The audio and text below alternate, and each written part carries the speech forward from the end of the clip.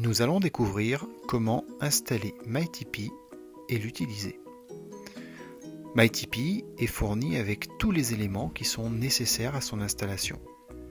Le kit comprend un câble d'alimentation, comprend un adaptateur secteur qui permettent de connecter MyTP au courant électrique si vous souhaitez l'utiliser ainsi plutôt que sur ces piles qui sont fournies.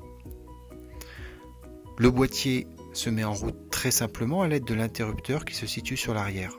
Nous allons glisser cet interrupteur vers le haut et à ce moment-là, MyTP est totalement fonctionnel. Un voyant rouge en façade indique cet état de fonctionnement.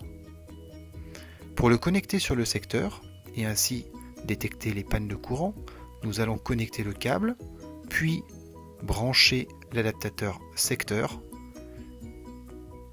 et mettre cet ensemble dans une prise électrique.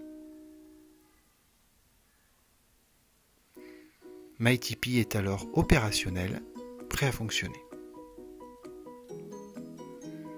La dernière étape consiste à faire le lien entre votre MyTP et notre solution logicielle. Pour cela, un QR code et un identifiant sont affichés sous MyTP.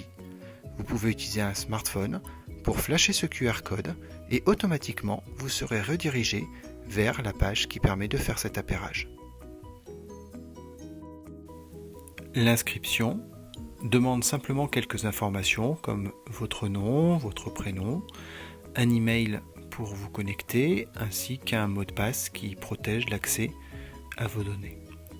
Automatiquement, les identifiants de MyTP sont envoyés.